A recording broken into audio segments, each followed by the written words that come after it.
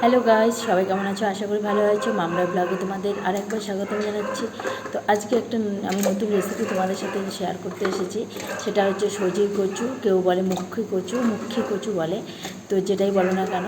তো এটা আমি সজি কচু, মুখী কচু এটাই বলি, আমরা বলে থাকি। তো আজকে আমি এটা দিয়ে তোমাদেরকে রান্না করে দেখাবো, চিংড়ি মাছ দিয়ে কীভাবে রান্না করে।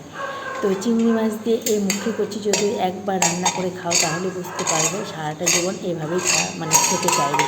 তো আমরা হচ্ছে বাঙালি ভাই, আমরা তো সব কিছুই খাই, তাই না? কচু থেকে শুরু করে সব কিছুই আমাদের রান্না করে আমরা খাই।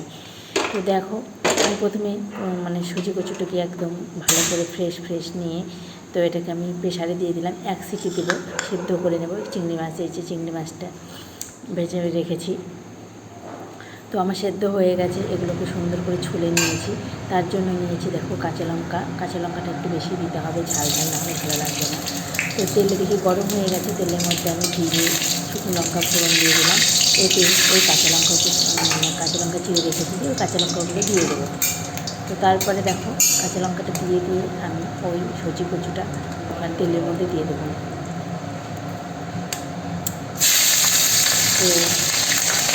তো যারা ফ্রেন্ড আমার নতুন ফ্রেন্ড পেজকে সাবস্ক্রাইব করে দিও প্লিজ, আমার এই চ্যানেলটিকে সাবস্ক্রাইব করে দিও। দেখো, সজি কচু কিন্তু এমনিতে অনেকেই খায়, কীভাবে খায়, অনেক ধরনভাবে খাওয়া যায়, অনেক রকমভাবে খাওয়া যায়। সেই সজি কচু যদি তোমরা এই চিংড়ি মাছ দিয়ে এইভাবে রান্না করে খাও, তো যারা তোমরা সজি কচু খাও না, মিষ্টি কচু খাও না, তারাও কিন্তু চেটে খেয়ে নেবে। তো দেখো, আমি তারপরে এটাতে লবণ, হলুদ, হাত মতন সব কিছু দিয়ে দেবো। তারপরে একটু কাশ্মীরি সানরাইজ গুঁড়ো দিয়ে দেবো, লঙ্কা গুঁড়ো। তারপরে আমি এখানে দিয়ে এটাকে ভালো করে কষিয়ে নেব। তো কষানোর সময় তোমরা দেখতে পারবে একটু দলা লেগে যাচ্ছে, তো এটা হবেই, কারণ সেদ্ধ আর একটু পিছলে ধরনের হয়। তো তার জন্য দলা একাই হয়ে যায়। তো পরে কিন্তু এটাকে জল দিয়ে দিলে না একদম ছাড়া সুন্দর হয়। তো তোমরা ভালো করে এভাবে কষিয়ে নেবে।